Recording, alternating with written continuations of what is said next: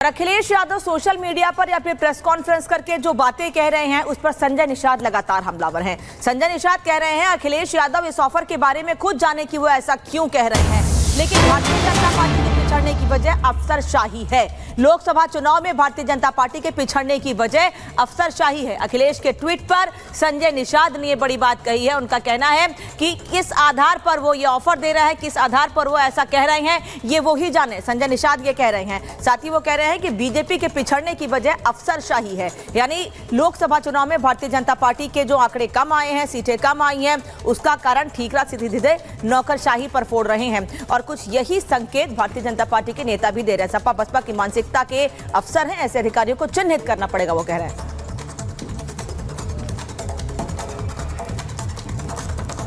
Monsoon offer Akhilesh Yadav ji ने आप दिया है, सबको ही दिया है। आप भी एनडीए सरकार में हैं, 100 लाओ सरकार बनाओ।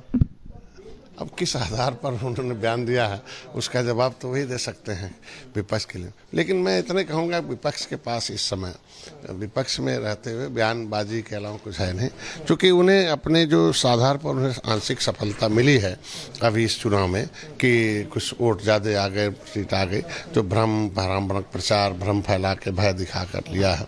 तो अब जब जनता जान रही सही बात कि भाई नहीं, कहीं हमारा आरक्षण नहीं जाने वाला है, संविधान वही है, खतरे में नहीं है। आज के दिन में मोदी जी का वो वीडियो जो एडिट था, अब पूरा वीडियो जा रहा है, और जो अमित शाह जी का वीडियो, तो उस चीज़ से जो लोग जो है अब नज़र न पड़े, उसे पर्दा पड़ जाए, लोग उस से लोग उधर से निगाहें हट जाएं, तो इस तरीके का भ्रम प्रचार चले। और इसी खबर पर राघवेंद्र हमारे संवाददाता हमारे साथ जुड़ गए, उनके पास जाएंगे। लेकिन इसी बीच देखिए, आपने संजय निषाद को सुना, जिनका बयान सीधे तौर पर वो कह रहे हैं कि इस तरह की बयानबाजी करके अखिलेश को कोई फायदा नहीं होगा।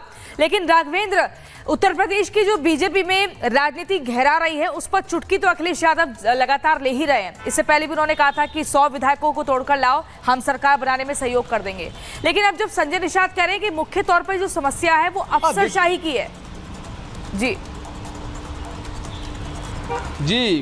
बिल्कुल। देखिए, संजय निषाद ने एक बात यह भी कहा कि देखिए, जो विपक्ष में लोग होते हैं तो इस तरह का बयान देते हैं, और विपक्ष के नेताओं के बयान का कोई मतलब नहीं होता, यह भी संजय निषाद का कहना था। लेकिन अखिलेश यादव ने जो मैसेज देने की कोशिश की है, कहीं ना कहीं भारतीय जनता पार्टी में जो यह चीज़ें चल रही हैं, चाहे वो अधिकारी के बहाने चल रही हो, चाहे सरकार और संगठन के बहाने चल रही हो, या जो तनातनी का एक माहौल दिख रहा है मुख्यमंत्री उप मुख्यमंत्री के बीच में, इन सब चीज़ों को देखते हुए अखिलेश यादव ने बहुत ही मौके पर एक तीर छोड़ा है। उन्होंने एक निशाना लगाया है, राजनीतिक निशाना, कि अगर आप ऐसा अगर फैसला लेते हो, आओ तो मैं ऑफर दे रहा हूं। इसके पहले भी अखिलेश यादव ने ऑफर दिया था, आज भी वो कह रहे हैं मानसून सत्र में आओ, 100 विधायक लेके आओ, चूंकि 112 उनके पास हैं और यहां पर 403 विधायकों में से 200 ज्यादा अगर होंगे तो सरकार आपकी पूर्ण बहुमत की बन जाएगी। ऐसा वो मैसेज देने की कोशिश कर रहे हैं। लेकिन उनके इस मैसेज पे क्या किसी को यकीन है, क्या कुछ भरोसा है, किस तरह से ये मौके का फायदा ले रहे हैं? अखिलेश यादव दरअसल एक सेफ जोन में है। जिस तरह से 2016-17 में अपने पारिवारिक कलह से जूझ रहे थे, सरकार तक चली गई थी, ऐसे में आज अखिलेश जो है एक सेफ जोन में पड़े हैं। अब कहीं कोई कलह नहीं है, पारिवारिक सारे विवाद खत्म हो चुके हैं। शिवपाल यादव विधायक हैं, उनका बेटा सांसद हो चुका है, उधर प्रोफेसर अलग राज्यसभा बन के बैठे हैं, और तमाम जो घर के लोग हैं वो एडजस्ट हो गए हैं। तो आज अखिलेश के घर में अब कलह नहीं है, लेकिन वो इस कलह से गुजर चुके हैं, तो उनको पता है कि यह सब चीजें क्या होती हैं। तो आज अखिलेश यादव एक सेफ जोन में बैठे हैं, और दूर से बैठ के वो टिप्पणी करके, ट्वीट करके चुटकी ले रहे हैं, तंज कस रहे हैं। लेकिन भारतीय जनता पार्टी ने आज यह मौका दिया है, जो एक संगठनात्मक तौर पे बीजेपी अपने आप को हमारे साथ बने हुए हैं। अजय, देखिए, जिस तरीके से उत्तर प्रदेश में जो तमाम चीजें चल रही है, और इसी बीच सपा अध्यक्ष जो तंज कसते हुए नजर आ रहे हैं, ऐसे में क्या किस तरीके से देखा जाए उत्तर प्रदेश की राजनीति में इस वक्त आखिर जो हलचल देखने को मिल रही है, उसे किस तरीके से समझा जाए, देखा जाए? क्या लग रहा है, आने वाले दिनों में कुछ बड़ा हो सकता है क्या उत्तर प्रदेश में? देखिए, राघवेंद्र पांडे ने समाजवादी पार्टी की राजनीति का हिस्ट्री और अभी क्या मोमेंटम है, इसको लेकर तफसील से बात बताई है। और बिल्कुल महत्वपूर्ण यह है कि इस समय जो सबसे महत्वपूर्ण है, 8 सालों का समय गुजरने के बाद समाजवादी पार्टी को जब सिर्फ अपसेट खबरें, पारिवारिक कलह, परिवार में डिस्प्यूट, इन सब खबरों के बाद अब जाकर 2022-2024 के लोकसभा चुनावों के परिणाम और अब बीजेपी की थोड़ी छुटपुट के बाद अच्छी खबरें सुनने को मिली है, तो निश्चित ही अखिलेश यादव का कॉन्फिडेंस बढ़ा है। अब तो वो जो बीजेपी में कॉन्फ्लिक्ट है उसको लेकर मजे लेते हुए, व्यंग कसते हुए दिखाई भी दे रहे हैं। लेकिन महत्वपूर्ण ये है कि जो बातें कागजी तौर पर हवाई सोशल मीडिया पर कलह से लेकर जुड़ी हुई हैं, जिसको लेकर रिपब्लिक भारत ने स्पष्ट कर दिया है कि किसी भी तरह का सत्ता परिवर्तन नहीं, और 27 में भी चेहरा योगी रहने वाले हैं। उसके बाद क्या कुछ स्टेटस रहेगा जमीन पर, वो देखने वाली बात है। मुख्यमंत्री पूरे फॉर्म में है, मंत्रियों से मुलाकात कर रहे हैं, डे टू डे में अपनी गतिविधियों में लगे हुए हैं। इसके अलावा तमाम जो अधिकारी चुनावों के दौरान, जैसा बताया जा रहा है कि जिनके व्यवहार को लेकर चीजें क्लियर नहीं दिखाई दी, जिनको लेकर उनके काम करने के तरीकों को लेकर सवाल उठा, उन पर भी एक्शन लेने जा रहे हैं मुख्यमंत्री। तो ये सब तमाम महत्वपूर्ण, क्योंकि सपा और बसपा से मिलती हुई उन अफसरों की मानसिकता है। अजय और राघवेंद्र, आप हमारे साथ बने रहिए, लेकिन इसी बीच अपने दर्शकों को हम ये बता दें, देखिए समाजवादी पार्टी की एमएलसी लाल जो बहादुर हैं, वो सीधे तौर पर ये कह रहे हैं कि अब बीजेपी में तो अंदरूनी कलह चल रही है और इसी के चलते इंडिया गठबंधन अब बीजेपी पर भारी पड़ता हुआ दिखाई दे रहा है और आने वाले उपचुनावों में 10 सीटों पर भी सपा ही जीत दर्ज करेगी। क्या कुछ कहा, सुनिए आप। हमारे साथ समाजवादी पार्टी के वरिष्ठ नेता एवं शिक्षक एमएलसी लाल बहादुर यादव जी हैं। हाँ, लाल बिहारी जी हैं। सर, क्या कहेंगे, आज अखिलेश यादव ने एक ट्वीट किया है, एक लाइन को उन्होंने कहा कि मानसून सत्र में 100 लाओ, सरकार बनाओ।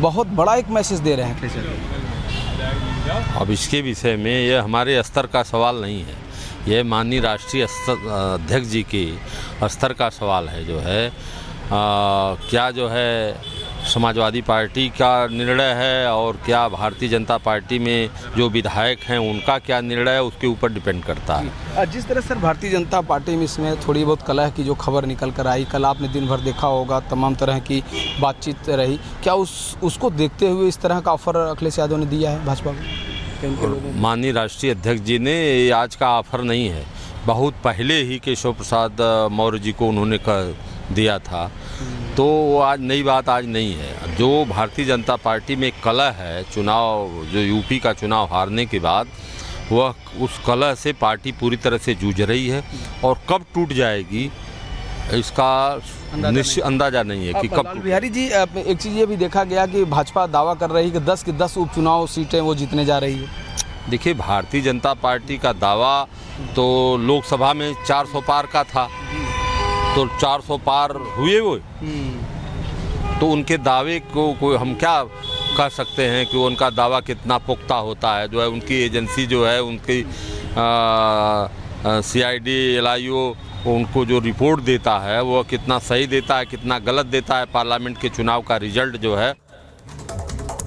और अपने बयानों के बाद केशव प्रसाद मौर्य अकेले से पड़ गए हैं। केशव प्रसाद मौर्य लगातार नाकाम कोशिश करते रहे हैं। उनकी नाकाम कोशिश कैसे कैसे सामने आई है, ये आपको बता देते हैं। केशव प्रसाद मौर्य ने 14 जुलाई को कहा कि कार्यकर्ताओं का जिक्र करते हुए, लेकिन उसका कोई नतीजा नहीं निकला। उन्होंने कहा कि कार्यकर्ता हमारा गौरव है और मुख्यमंत्री भी हमेशा कहते रहे कि कार्यकर्ताओं के बिना पार्टी नहीं चल सकती है, सरकार नहीं चल सकती है। तो कार्यकर्ता मजबूत होंगे, कार्यकर्ता का मनोबल हाई होगा, तभी पार्टी चल सकेगी। लेकिन केशव प्रसाद मौर्य ने कुछ और करने की कोशिश की जिसमें कामयाब रहे। वो 16 जुलाई को उन्होंने जेपी नड्डा से मुलाकात की, लेकिन मुलाकात का कोई नतीजा नहीं हुआ। मुलाकात के 15 घंटे बाद फिर से सोशल मीडिया पर अपनी वही बातें दोहराते रहे जो उन्होंने बैठक के दौरान कही थी। 17 जुलाई को उन्होंने सोशल मीडिया पर पोस्ट किया, लेकिन सोशल मीडिया पर भी उसका कोई असर इस पोस्ट का नहीं हुआ, क्योंकि उस पर भी मुख्यमंत्री ने लगातार बैठक की और आने वाले उपचुनाव को लेकर 30 मंत्री, प्रभारी मंत्री हैं, उनसे बातचीत की कि कैसे उपचुनाव में उनके कंधों पर जिम्मेदारी है और 10 सीटों पर उपचुनाव में वो कैसे भारतीय जनता पार्टी को 10 की 10 सीटें जिता सके, इसका मूल मंत्र दिया बातचीत करके उन मंत्रियों से। सवाल कई उठे कि भाई डिप्टी सीएम क्यों नहीं है इसमें, लेकिन कोई असर इसका नहीं हुआ, क्योंकि मुख्यमंत्री का टारगेट सेट है। वो जानते हैं कैसे पार्टी को मजबूत करना है और कैसे सरकार के कामों को जनता तक पहुंचाना है, और वो कोशिशें लगातार मुख्यमंत्री करते भी रहे और प्रयास दिखते भी रहे हैं। तो केशव प्रसाद मौर्य लगातार जो कोशिश करते रहे वो नाकाम हुई है। कब की ये भी हमने आपको बताया। चलिए खबरों में आगे बढ़ते। इधर देखिए, चुनाव परिणामों की समीक्षा और कार्यकर्ताओं की नाराजगी का मुद्दा इन दिनों बीजेपी के भीतर चर्चा का विषय बना हुआ है।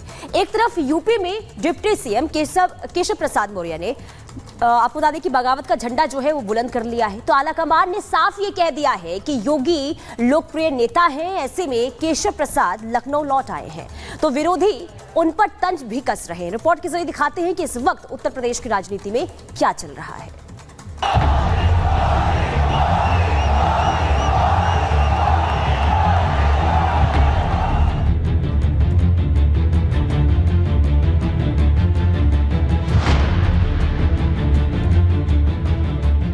आज एक बार फिर प्रधानमंत्री मोदी बीजेपी हेडक्वार्टर में होंगे और मकसद होगा चुनाव में खून पसीना बहाने वाले बीजेपी कार्यकर्ताओं से संवाद। वो कार्यकर्ता जिनके दम पर बीजेपी की चुनाव मशीनरी चुनाव दर चुनाव जोरदार प्रदर्शन करती आई है। कार्यकर्ताओं की मेहनत को सियासी जमीन पर लोगों को पार्टी से जोड़ने में उनकी भूमिका की सराहना के लिए पीएम मोदी आज उनसे संवाद करेंगे। बीजेपी के भीतर लोकसभा चुनाव परिणामों को लेकर समीक्षा का दौर जारी है। यूपी में जहां पार्टी की समीक्षा बैठक में कार्यकर्ताओं के नाम पर सियासी तीर चलाए गए, उससे बीजेपी आला कमान सतर्क है। डिप्टी सीएम केशव प्रसाद मौर्य ने संगठन को सर्वोपरि बताते हुए खुद को डिप्टी सीएम से पहले कार्यकर्ता करार दिया और इशारों में सीएम योगी की कार्य प्रणाली पर निशाना साधते हुए कार्यकर्ताओं की पीड़ा को खुद की पीड़ा से जोड़ दिया। भारतीय जनता पार्टी के कार्यकर्ता को किसी भी स्थिति में बैकफुट पर आने की आवश्यकता नहीं है, किसी भी स्थिति में नहीं है। संगठन सरकार से बड़ा है, बड़ा था, बड़ा रहेगा। सबसे जो जनप्रतिनिधि है उनसे यही अपेक्षा है। हम पहले कार्यकर्ता होते कुछ बनते क्या नहीं, इसे सभी कार्यकर्ताओं को मान सम्मान है, उनकी समस्याओं का सर्वोच्च प्राथमिकता के आधार पर समाधान करें। कि मौत और हिंसा जैसे शब्दों का प्रयोग बयानों में नहीं होना चाहिए। क्या यह सत्य नहीं है कि कांग्रेस के कई वरिष्ठ नेताओं ने मोदी जी के लिए इस प्रकार की मौत और उस प्रकार की मौत जैसे शब्दों का प्रयोग किया? छुटभैये नेता नहीं थे, कांग्रेस के